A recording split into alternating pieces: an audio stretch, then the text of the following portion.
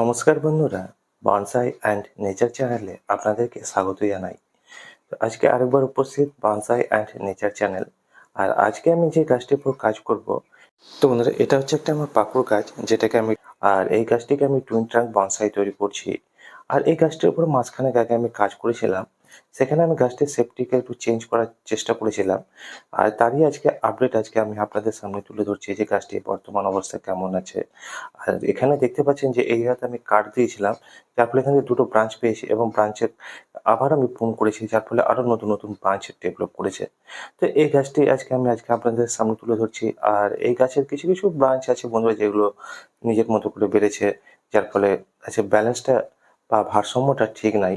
তো আমি কিছু ব্রাঞ্চ প্রুন করে দেবো।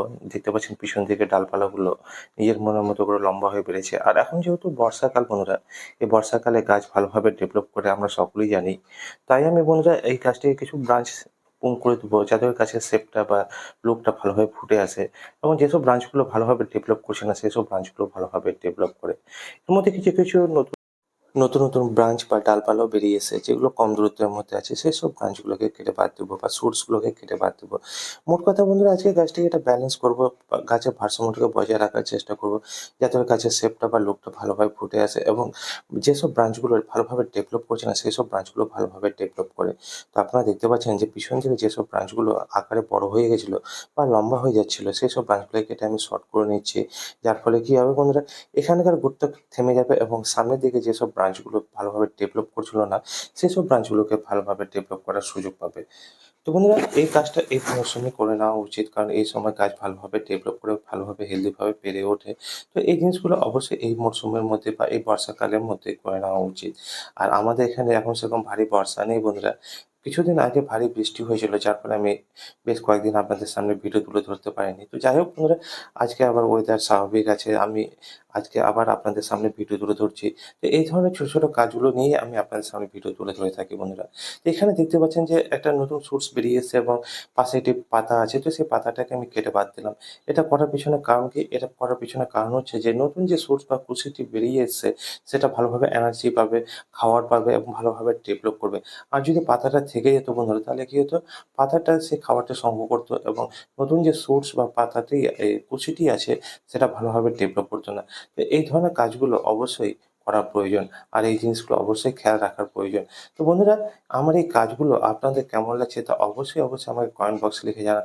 যদি ভালো লেগে থাকে অবশ্যই ভিডিওটিকে লাইক করবেন, চ্যানেলটিকে সাবস্ক্রাইব করবেন ও আপনাদের ভালোবাসার সহযোগিতার হাত বাড়িয়ে দিবেন, যাতে করে আমার এই ছোট্ট চ্যানেল আপনাদের জন্য এইভাবে ভিডিও তুলে ধরতে পারে।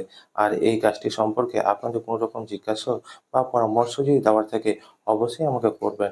আমি আপনাদের কমেন্টসের উপর অবশ্যই ভিডিও তুলে ধরবো। আর এই গাছটির শেপটি আপনাদের কেমন লাগছে সেটাও অবশ্যই জানাবেন।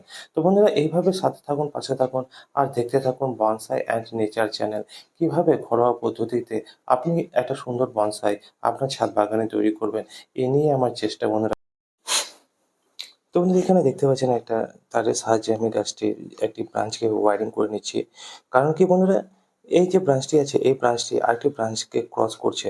তো সেটা দেখতে সৌন্দর্যটা নষ্ট করছে গাছটির মধ্যে আমার। তো এই জিনিসগুলো অবশ্যই খেয়াল রাখবেন যে একটি ব্রাঞ্চ আরেকটি ব্রাঞ্চকে কোনো সময় যেন ক্রস না করে বা একটি ব্রাঞ্চ আরেকটি ব্রাঞ্চে কোনো সময় যেন গা ঘেঁষে না আসে। তো উপরের ব্রাঞ্চটি আপনি দেখতে পাচ্ছেন যে এই ব্রাঞ্চটি নিচের ব্রাঞ্চটির সঙ্গে গা ঘেঁষে যাচ্ছিল, তার জন্য আমি সেই ব্রাঞ্চটিকে ওয়ারিং করে অন্যত্র সরিয়ে নিলাম। আর উপরের ব্রাঞ্চটিকে আমি পূর্ণ করে দিলাম, কারণ উপরের ব্রাঞ্চটি উপরের দিকে উঠে যাচ্ছিলো এবং নিচের ব্রাঞ্চটি সেই ব্রাঞ্চটিকে ক্রস করার চেষ্টা করছিল। তো এই ধরনের ছোটো ছোটো জিনিসগুলো অবশ্যই দেখার প্রয়োজন আছে বা জানার প্রয়োজন আছে, যে কোন সময় কোন কাজটি করলে গাছটি আমার সৌন্দর্যটা ফুটে আসবে এবং কোন ডালটিকে রাখবো এবং কোন ডালটিকে কেটে বাদ দেবো, এসব জিনিসগুলো জানার প্রয়োজন আছে বন্ধুরা।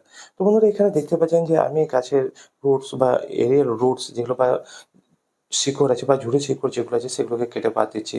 কারণ আমি চাইছি যে আমার এই গাছটির নেবারি বা যেটা মূল কাণ্ড, সেই কাণ্ডটি ভালোভাবে ফুটে আসুক বা গাছের লোকটি ভালোভাবে ফুটে আসুক। তো এই ধরনের ছোটো ছোটো জিনিসগুলোকে অবশ্যই করার প্রয়োজন আছে।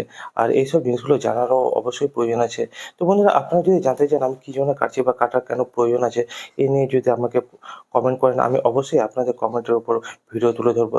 তো যাই হোক বন্ধুরা, আমার এই কাজগুলো সম্পর্কে আপনাদের মতামত অবশ্যই দিবেন। যদি ভালো লেগে থাকে ভিডিওটিকে অবশ্যই লাইক করবেন। কারণ বন্ধুরা আপনাদের একটা লাইক আমাদেরকে উৎসাহ দেয় এইভাবে নতুন, নতুন ভিডিও তুলে ধরার জন্য। তো বন্ধুরা দেখতে পাচ্ছেন আমি কিছু, কিছু রুটস কেটে বাদ দিলাম। আর দেখতে পাচ্ছেন এখানে একটা রুটস আছে, সেই রুটসটাকেও আমি কেটে বাদ দেবো। কারণ হচ্ছে কি বন্ধুরা গাছের লুকটাকে নষ্ট করে দিচ্ছে। তো আমি চাইছি যে গাছের লুকটা ভালোভাবে ফুটে আসুক বা সৌন্দর্যটা ভালোভাবে ফুটে আসুক। তো এইজন্য আমি এসব কাজগুলো করছি। তো কোন সময় কোন কাজ করবেন, কিভাবে করবেন, কোন কাজটি করার প্রয়োজন এবং কোন জিনিসগুলোকে রাখার প্রয়োজন এবং কোন জিনিসগুলোকে কেটে বাদ দেওয়ার প্রয়োজন, এইসব জিনিসগুলো যদি জানতে চান তো অবশ্যই আমার এই ছোট্ট চ্যানেলটির পাশে থাকবেন। আর যদি মনে কোনো রকম জিজ্ঞাসা পরামর্শ থাকে অবশ্যই আমাকে কমেন্ট বক্সে লিখে জানাবেন। আমি আপনাদের কমেন্টসের উপর অবশ্যই ভিডিও তুলে ধরবো। তো পরবর্তীতে এই গাছটির উপর দেখতে পাচ্ছেন যে আমি কাজ করবো সেগুলো যে এই যে ব্রাঞ্চগুলো যেগুলো নতুন, নতুন ডালপালা বেরিয়ে এসেছে সেই সব ব্রাঞ্চগুলোকে ওয়ারিং করবো এবং একটা শেপ দিব যাতে করে গাছের লুকটা আরো ভালোভাবে ফুটে আসে বা একটা সুন্দর বনসাই রূপান্তরিত করতে পারি আমি। তো সেসব ভিডিওগুলো অবশ্যই আপনাদের সামনে তুলে ধরবো। তো সেসব ভিডিওগুলোকে পাওয়ার জন্য অবশ্যই চ্যানেলটির পাশে থাকুন, সাথে থাকুন ও আপনাদের ভালোবাসা, সহযোগিতার হাত এইভাবে বাড়িয়ে দিতে থাকুন। তো যাই হোক বন্ধুরা আমার এই কাজগুলো সম্পর্কে আপনাদের মতামত দিতে ভুলবেন না। আর আমার এই কাজ সম্পর্কে যদি আপনাদের কোনো রকম জিজ্ঞাসা থাকে অবশ্যই করবেন। কোনো রকম যদি ভুল ত্রুটি করে থাকি সেটা অবশ্যই জানাবেন। তো বন্ধুরা সাথে থাকুন, পাশে থাকুন আর দেখতে থাকুন বনসাই অ্যান্ড নেচার চ্যানেল। কিভাবে ঘরোয়া পদ্ধতিতে আপনি একটা সুন্দর বনসাই তৈরি করবেন বা আপনার ছাদ বাগানে একটা সুন্দর বনসাই তৈরি করার জন্য কী, কী কাজগুলো করণীয় এসব জিনিসগুলো জানার জন্য অবশ্যই আমার এই ছোট্ট চ্যানেলটির পাশে থাকুন। আর আপনাদের ভালোবাসার হাত এভাবে বাড়িয়ে দিতে থাকুন।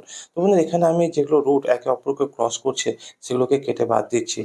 কাজ হচ্ছে বন্ধুরা যেরকম আমরা ক্যানোপিটা তৈরি করি সেরকম আমাদের নেভারিটাও তৈরি করতে হবে যাতে করে গাছের লুকটা ভালোভাবে ফুটে আসে। তো যাই হোক বন্ধুরা কাজটি আমার কমপ্লিট হয়ে গেছে। এবার যেসব জায়গাগুলোতে আমি কাট দিলাম সেসব জায়গাগুলোতে ফাঙ্গিসাইড লাগিয়ে নিচ্ছি যাতে করে সেখানে ফাঙ্গাসের আক্রমণ না হয়। তো এই ধরনের ফাঙ্গিসাইড অবশ্যই গাছের মধ্যে প্রয়োগ করার প্রয়োজন আছে। কারণ বন্ধুরা এখন বর্ষাকাল। এই বর্ষাকালের মধ্যে ফাঙ্গাসের উপদ্রব অনেকটাই বেড়ে যায়।